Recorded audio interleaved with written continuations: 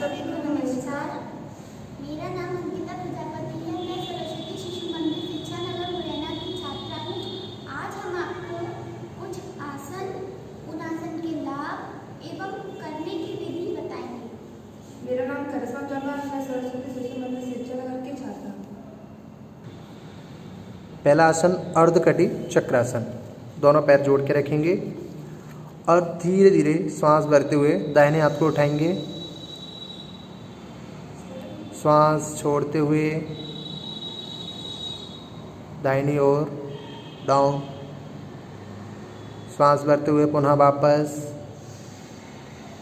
श्वास छोड़ते हुए बाएं हाथ नितंब के बगल से। आप श्वास भरते हुए दाहिने हाथ को उठाएंगे। श्वास छोड़ते हुए बाएं ओर झुकेंगे। श्वास भरते हुए पुनः वापस। श्वास छोड़ते हुए बाएं हाथ को भी नितंब के बगल से सामान्य स्थिति में।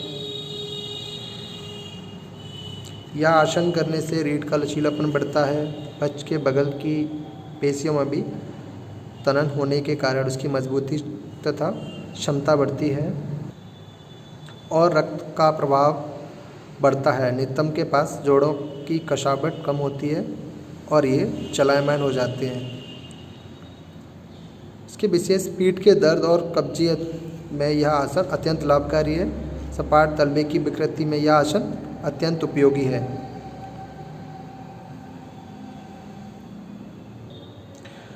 ऊपर उठते हुए हाथ को एकदम सीधा रखेंगे। कमर से झुकने के समय शरीर आगे या पीछे की ओर न झुक जाए, इसका ध्यान रखें, बल्कि उठते समय हाथ के विपरीत ही झुकें। पैर सीधा रखें, घुटने नहीं मोड़ने चाहिए। मानसिक जागरूकता एवं चेतना तथा शारीरिक संवेदनशीलता बढ़ती है। चित्त में शांति का भाव व्याप्त होता है। दूसरा आसन पादहस्तासन। दोनों पैर को जोड़ के रखेंगे। दोनों हाथ नितंब के बगल से। श्वास भरते हुए दोनों हाथों को एक साथ उठाएंगे। पूरी गहरी लंबी सांस भरेंगे और दोनों हाथों को तान के रखेंगे। धीरे धीरे श्वास छोड़ते हुए कमर से आगे की ओर झुकेंगे।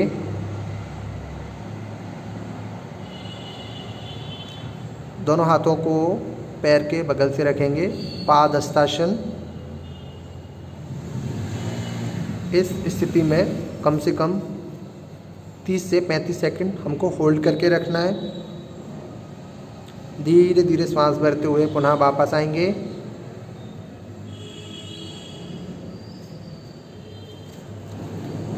रिलैक्स। फिर से वज्रासन में बैठ जाएंगे।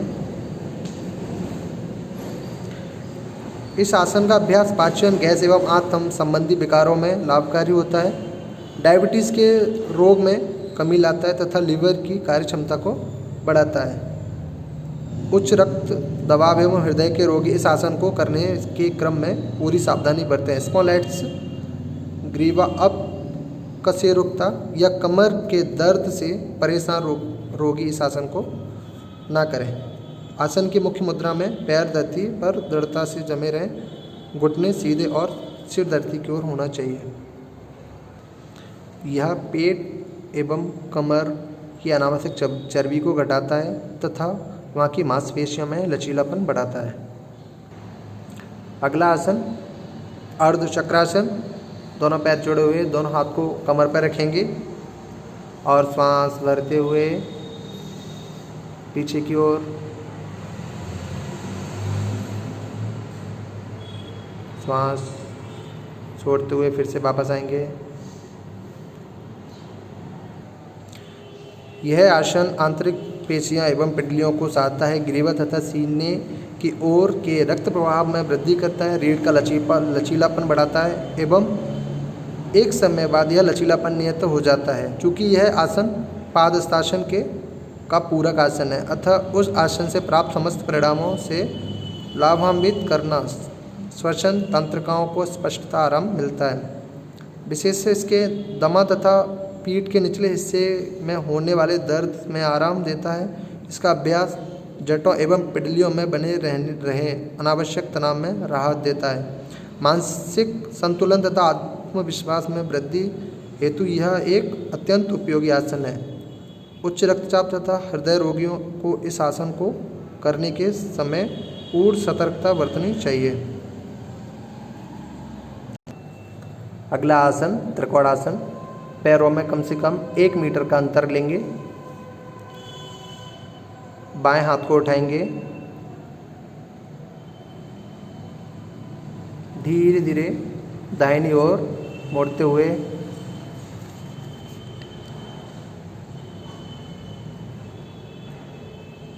पुनः वापस।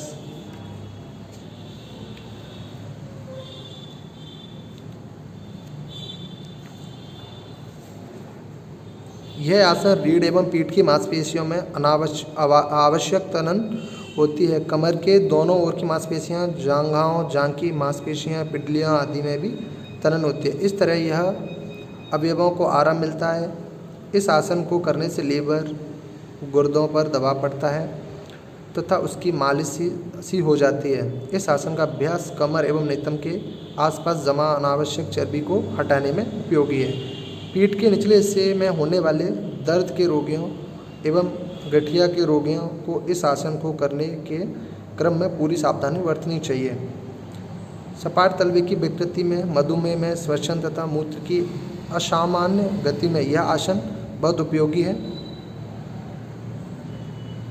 कमर तथा घुटनों के दर्द में आराम देता है। इसके अभ्यास से कुब्जापन को भरपूर आराम मिलता है।